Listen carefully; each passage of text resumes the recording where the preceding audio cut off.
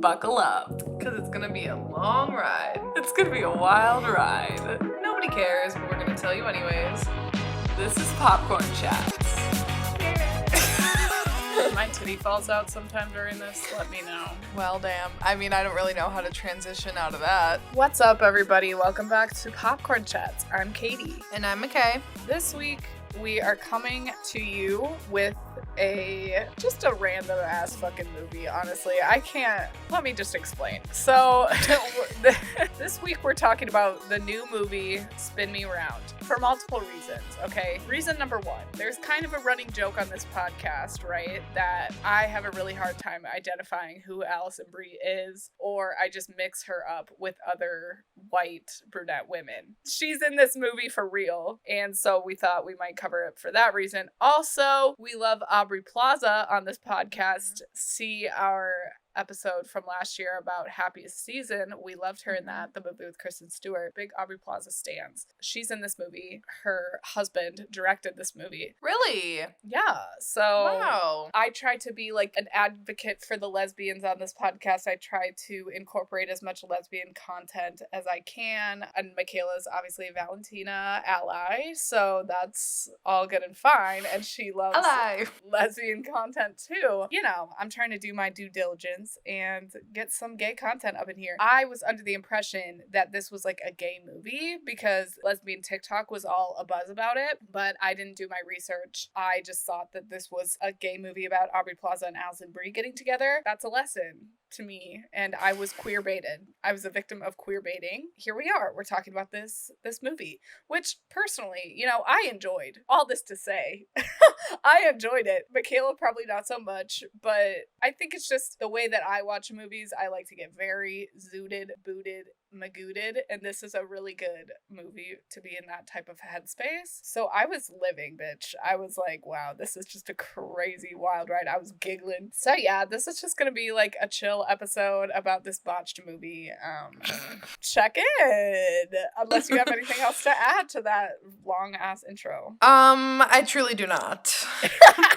How are you? I'm doing pretty good. I'll keep this kind of brief because I know anyone listening on here, unless if you are from like my book side of the internet and are here, you would understand this. But last night, one of my favorite authors of all time released a companion novel to literally my favorite series of all time. So me and some of my book friends were like, well, let's celebrate the release. Like, let's just do a live show. We'll chat about it, maybe like read, whatever. I've been talking with the author a little bit. Like, we've like DM'd back and forth, not like we're friends, but it's like we've DM'd back and forth casually a few times. And I was like, well, what'll it hurt if I send her the StreamYard link, see if she wants to jump on? And then lo and behold, like 5 minutes in, she jumped on, and I lost my ever-loving mind. And we all did. And she stayed on with us for like probably 30 or 40 minutes and just chatted with us about it, answered all of our questions and stuff. It was just like the coolest thing ever, and it was very exciting. And I'm like still riding that high. I know. I loved seeing that your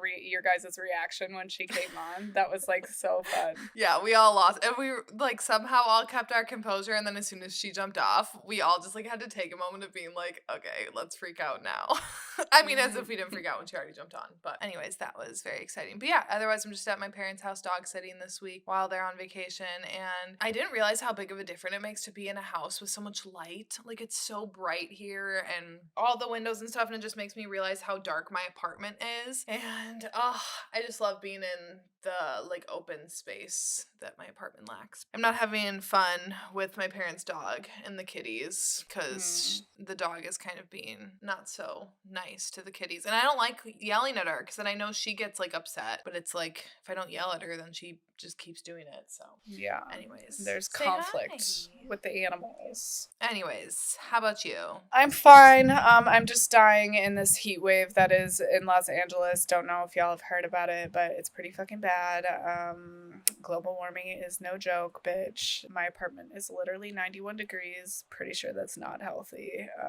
I also got super sick, so like as soon as this heat wave started happening, I call it my September sick because I literally get sick every September. Thought I was gonna miss it this year because I'm in a different climate, but no, I am still sickly. I'm on the up and up now, but it was really bad for a second there with the heat wave and my sickness, and I was just hanging out in my car because that was the only place that had reliable air conditioning. So that was kind of a down bad moment, but it's okay. Still hashtag blessed to be living in Los Angeles. Still hashtag blessed to be like living the life that I'm living.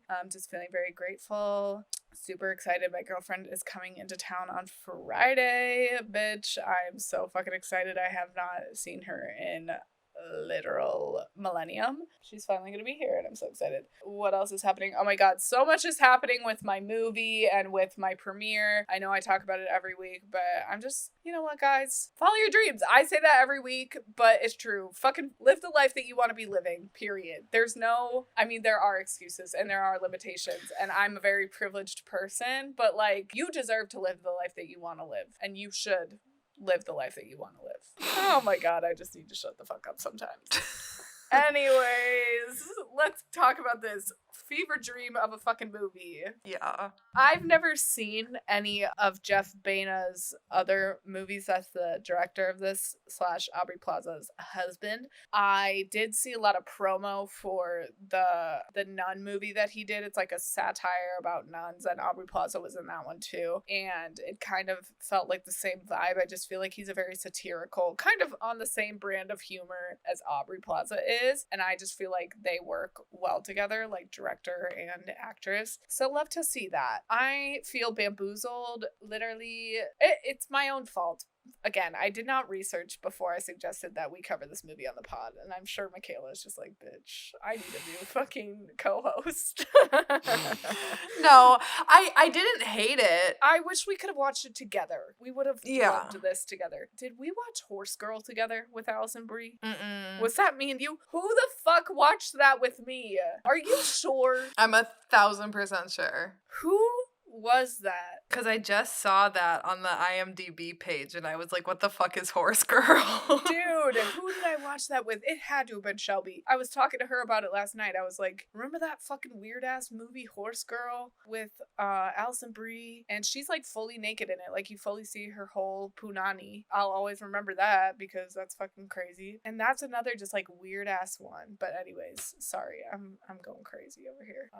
The heat's getting to me. Anyways, I'm bamboozled because I come to this movie basically for Aubrey Plaza. I mean, she is that bitch. I love her. My dream threesome definitely includes her. Really? Yes. I mean, that's, Well, accurate. I have a couple different dream threesome scenarios. Some of them include like another woman and a man, like Sophie Turner and Joe Jonas. That's my dream. That's immediately where my mind went to as soon as you said one woman. I was like, Sophie and Joe. That's like not up for debate. Like, if I had to choose a straight couple to mingle with, it would be them. I came to this movie to see Miss Plaza do her thing. Opening credits, I'm seeing Allison Brie's name go by, some other fucking people that I don't really know or care about, and then takes a long ass time to get to Aubrey Plaza's name, and there's a with in front of it. So it's like, with Aubrey Plaza. So I'm like, is she even in this for more than 5 minutes? Answer to that question is fucking no. So if you haven't seen this movie and you're just listening to this podcast episode for shits and gigs, and you're a big Aubrey Plaza fan, I mean, watch it, because the parts that she's in are fucking incredible. But also, don't get your hopes up because she's not the star by any means. Basic white girl bitch Allison Brie. No tea, no shade. She is the star of this film. Which I like Allison Brie. Same. At least there was not more Debbie Ryan in it. When I saw her, I was like, oh my god. If she is in more of this movie than Aubrey Plaza is, I'm like returning this to Amazon and saying that I'm not watching it. Okay, this might be controversial for me to say on this podcast, but I kind of felt like she slayed her role, Debbie. I think she played like the millennial Gen Z like person pretty well. I thought it was funny. Yeah. I mean, no shade, no tea, Miss Ryan. I don't fuck with you, and it's fine. It's just you're traumatized from Radio Rebel. You're valid in that. You're valid. Yeah, and to be honest, I was coloring while watching this movie, so anytime she came up, I was like, oh, this is a good time to like keep on coloring. Yeah, to like really concentrate on that shading. Yep, pretty much. Yeah, I don't know. I don't have many negative things to say about Debbie's performance in this film. I thought she didn't like overstay her welcome. She didn't like take up too much screen time. I thought she like did a pretty good job. She was entertaining to me. Do you have a standout star? I was gonna say, actually, it's Deb. That woman reminded me of my mother. She made me laugh. I thought she was entertaining. Yeah, shout out Deb. My standout star is obviously Aubrey Plaza's character because she's so hot and so cool and everything that I want to be and be with. Special shout out, honorable mention to Dana, the man. Yes, I loved him. Yeah, I thought that actor fucking knocked that performance out of the park. It was great. Honestly, all of these actors and actresses really just like played into their characters super well. I thought all of these characters were like super distinct and cringy and funny. I feel like the set would have been a vibe. Like with the cast, with the content of this movie. I feel like everyone just showed up and like just had like a chill time. There was no like yelling, no high pressure. It was just like bada bing, bada boom. All of these people seem to be on the same plane of understanding the satire in this film. And it's just a quirky like setup, you know. We have this Olive Garden type brand that is taking managers to Italy for like an immersive experience, but basically it's just like a scheme for the CEO to like hook up with women, and it turns out to be like this fucking orgy situation. It divulges into chaos. It initially kind of starts off like almost like a Too Good to Be True stereotypical like romance rom-com maybe, but it's kind of like that average girl gets the chance of a lifetime and suddenly she's living like her 50 Shades of Grey fantasy. This rich guy is like falling in love with her or whatever. A satirical version of that, and then it divulges into like this almost thriller, but then it's like nothing sketchy is actually happening, and it's just kind of funny, and it's like, what the fuck even just happened? And I think it works. You know, I don't think a lot of people would be able to pull this off, but I think the cast and the writing and the direction all kind of pulled together and they pulled it off. I was entertained. Alison Brie and Jeff Baena did co-write this together, which I think is pretty interesting, and that's very reflective in Alison Brie's like portrayal of this main character. This main character was like very interesting, very well developed, just like this mundane ass fucking life where she's like squeezing the Alfredo sauce onto these like mass produced fucking crusty ass noodles. That made me gag. I was not. And I just feel like Alison Brie is basic white girl poster child, and I love that she kind of embraces that, puts her own quirky little spin on it. I think she's perfect in this role. Yeah, I liked her. And I liked, you know, the flow of the movie, I guess. It was more just like nothing stand out. I will literally never rewatch. I wouldn't necessarily be like, oh my gosh, someone you have to go and watch this movie right now. Like, it was fine. But I do love the cover of it though, like the movie poster. Very like historical romance novel style of cover. So I was intrigued by that when I saw that that's what it looked like. And I was hoping maybe for something then like a little more along the lines of the movie that Channing Tatum and Sandra Bullock recently made. What was that? Oh, like Lost in the Jungle or something. Yeah, whatever that was, because that was amazing. Like, I loved that movie. That's one of like my favorite recent movies that have came out, because honestly I feel like it's been lacking lately. I was hoping that maybe it would have kind of similar vibes to that after I saw this cover and like kind of heard the premise, but whatever. Anyways. I thought of you when I saw the cover, and I was also kind of, that set my expectations for like, is this going to be kind of like a hyper romanticized novel type thing? And I think it was Jeff Baena's own spin on that take, like this girl who is kind of set up to have her little eat, pray, love moment. It just doesn't end up going like that for her. And it's just like a reality check almost. I don't know. It's satire at its basic form. And I appreciate too, like, I feel like so much satire now is political, taking a stance on like all the fucked up shit going on in our world, which is all good and fine. I love that type of stuff too. But movie was not trying to make any bold claims about literally anything. It just was weird movie. And like it just it was satire for pure satire, not to like make commentary on anything. So I appreciate that at the end of the day too. I'm somebody with really bad anxiety, and cringy moments or people being awkward and uncomfortable normally like makes me really uncomfortable, and I don't like to watch it. So I was surprised at how much I enjoyed watching these characters interact, and like the way that they were able to make it cringy, but it was still like entertaining for me to watch. Like I didn't want the scene to like hurry up and end. Like I liked seeing it unravel. And like my favorite scene was when they were all like introducing themselves and sitting in that circle. All of these characters are so distinct. We have Craig, who's like the leader of the group, and he's speaking like fake Italian and saying he's from Cincinnati, Ohio, in like a weird Italian accent. Susie, the like Gen Z character that's just kind of like there. Nick, the restaurant owner, he's just like this suave weird guy that ends up being like super sexual orgy dude. Deb, who's like this crazy over the top lady who lost her luggage. I love that. When that's like all she can focus on is like, I lost my luggage and there's some really important things in there. And we find out that her like really important medication is in there, and that's like what makes her go crazy. And then Dana, the man with a heart of gold, honestly. Yeah. He's just excited to be there, and I feel so bad for Dana because he's like actually into these people, and like Olive Garden is his life. Which same. I fucking love Olive Garden. We love Olive Garden. Michaela and I do. It holds a very special place in our heart. Almost kicked out of an Olive Garden for being a little too rowdy. How fucking dumb does that sound? When you come here, like, I know we're gonna do LA shit, but we're gonna be on some Olive Garden shit when you're here too. We're gonna get buck wild at a fucking Olive Garden. Do they have Olive Gardens in LA? There's one right down the street. Oh my god. So okay. we will be Ubering. We will be getting 2 bottles each, and we will be going to town, and we're gonna do the like buy one take one home. Yes. and then we go to Tom Tom afterwards for Beveraginos. Oh my god, we're just like throwing up Alfredo at Tom Tom. I mean, iconic. I can't think of a better way to spend a Tuesday. But yeah, I won't be shamed for liking Olive Garden.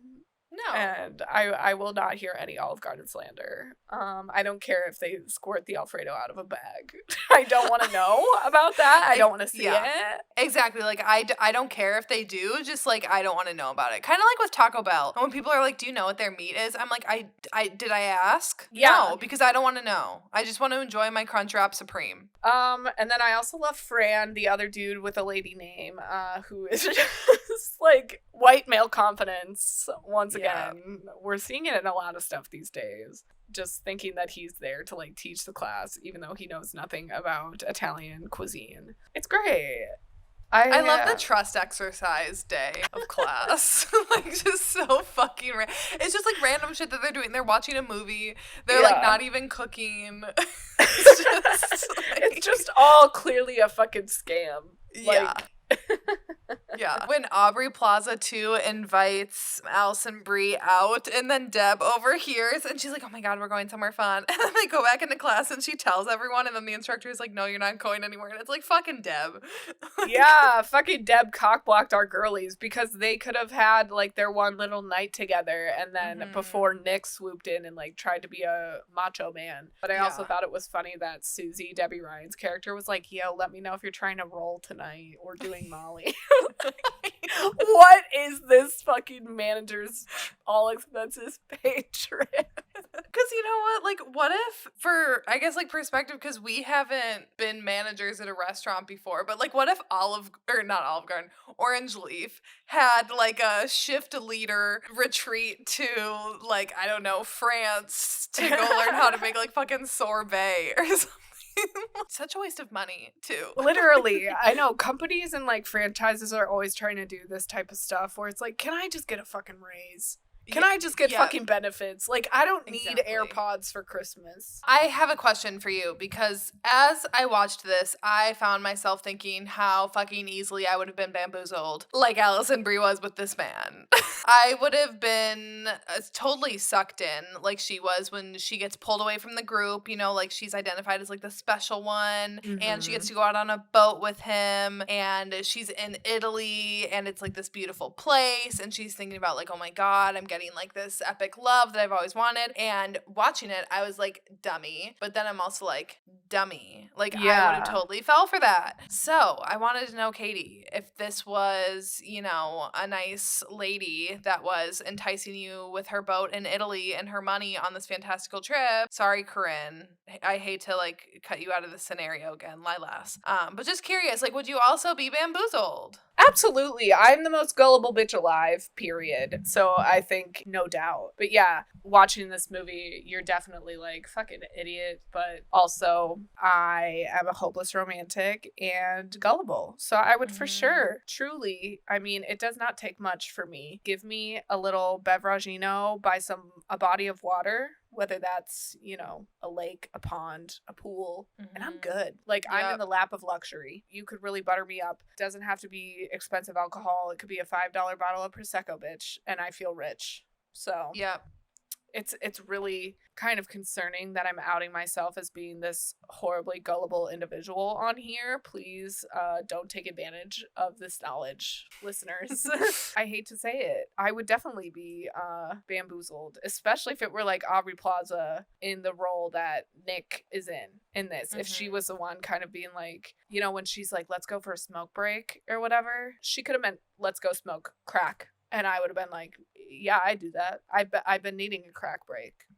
I don't know if that's a thing, but like I would be somebody who smokes crack cocaine if Aubrey Plaza asked me to. I mean, I feel like that's not an unpopular opinion. I feel like a lot of people share that sentiment. So she knows how to wear a pantsuit. Like pantsuits. The pantsuit was made for Aubrey Plaza.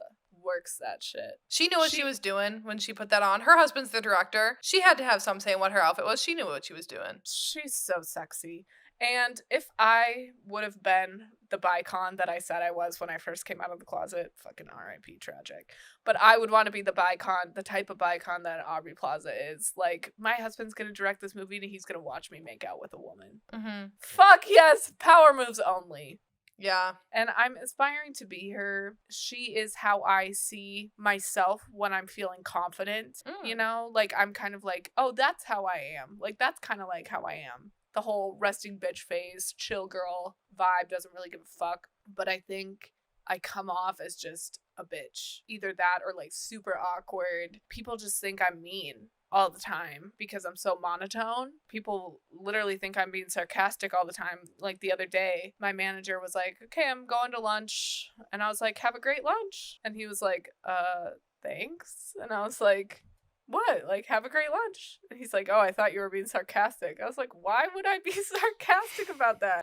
So I think it's just my delivery. Because I don't even think you have like a resting bitch face. I feel like you have a very like friendly face, but I do think that yes, you are very monotone and that you can sound like you're being sarcastic when, like, unless if you know when you're being sarcastic and not, but if you don't. Yeah, it's a big struggle in my life, and I'm constantly meeting new people and making first impressions. So it's really an uphill battle for me, and I'm trying to get to my Aubrey Plaza era where it's like endearing, you know, and kind of sexy, but I'm still in the phase where it's just like not really working for me, and I think I come off as like difficult.